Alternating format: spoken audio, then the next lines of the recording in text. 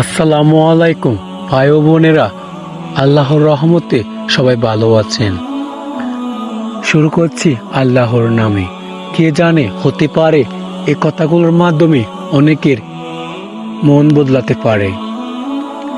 এক, ঈমান ও সঠিক জ্ঞান এলম অর্জন। সবার আগে আল্লাহ তার রাসূল সাল্লাল্লাহু আলাইহি ওয়াসাল্লামের প্রতি অবিচল বিশ্বাস স্থাপন করতে হবে।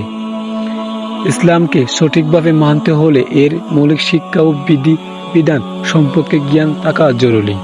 তাই কোরআন ও হাদিসের অধ্যয়ন করা উচিত। দুই, নামাজের মধ্যে আত্মিক শান্তি। 5 ওয়াক্ত নামাজ সময়ের সাথে আদায় করা আমাদের জীবনে শৃঙ্খলার ভিত্তি। নামাজ মানুষকে পাপাচার থেকে বিরত রাখে এবং মহান আল্লাহর সাথে সরাসরি সংযোগ স্থাপন করে। 3, চরিত্র ও আখলাক সংশোধন।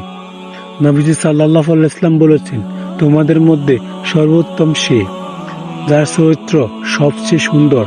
মানুষের সাথে সৎ আচরণ করা, পরনিন্দা, গীবত না করা, অহংকার ত্যাগ করা এবং মিথ্যা বর্জন করা।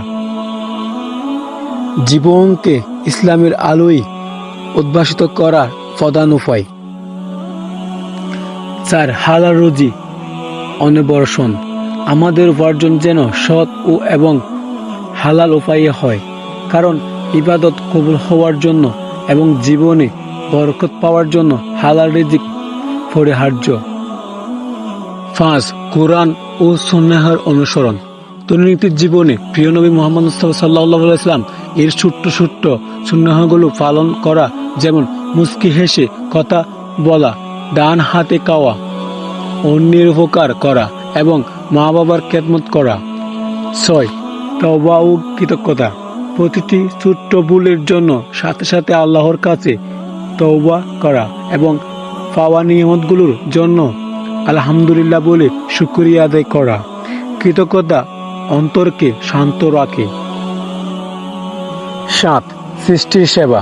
ইসলাম মানুষকে ভালোবাসতে শেখায়। ক্ষুধার্তকে অন্ন দান, অসুস্থকে দেখতে যাওয়া এবং বিপদে মানুষের পাশে দাঁড়ানো ইসলামের গুরুত্বপূর্ণ একটি দিক।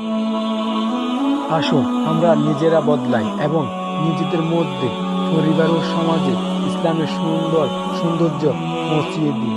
মহান আল্লাহ তাআলা আমাদের সবাইকে ইসলামের সঠিক পথে চলার এবং আমাদের জীবনকে তার রঙে রঙিন করার তৌফিক দান করুন। আমিন। ভালো থাকবেন, সুস্থ থাকবেন। নতুন ভিডিওতে আবার যেন দেখা হয়।